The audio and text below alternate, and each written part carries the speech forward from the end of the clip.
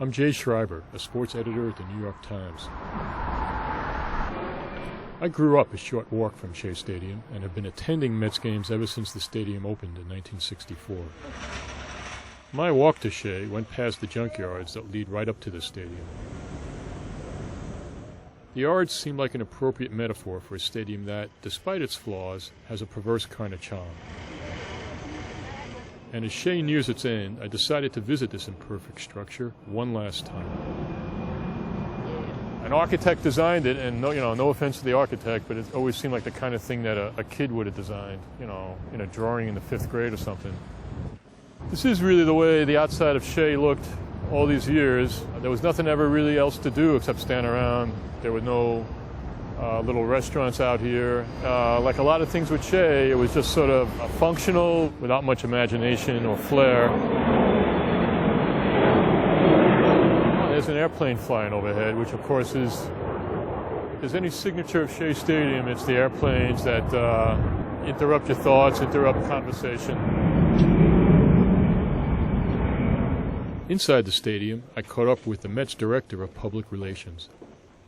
But all those years, I wished you had just had bleachers all the way across, so that when a home run was hit, somebody would catch it.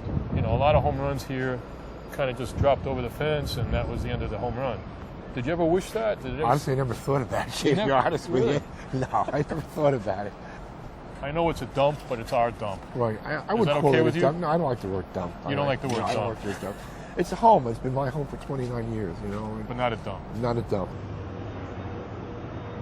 This is about as peaceful as Shea can be these days. This is the Mets bullpen in right field. Nobody who warms up here seems to be able to get anybody out on the mound. Over the years, this bullpen has produced some great pitchers. Tug McGraw was a centerpiece of the 1969 World Champions. Yeah, here comes another airplane, so hold on 1 minute.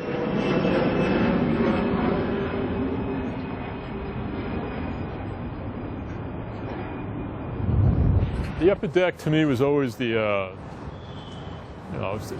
it's the biggest part of the stadium, and it's the noisiest part when it's full.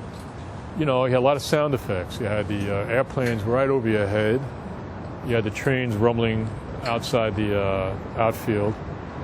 And here we go again. If you try, you can almost read the lettering on the plane.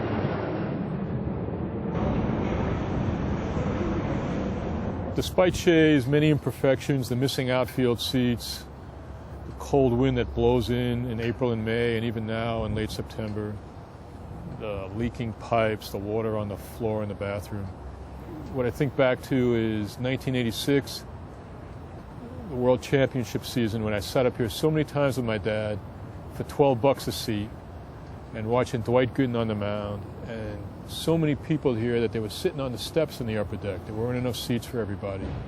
And amid all the fun you poke at the stadium, that ultimately is the best memory you'll take away, and the one that will last really forever.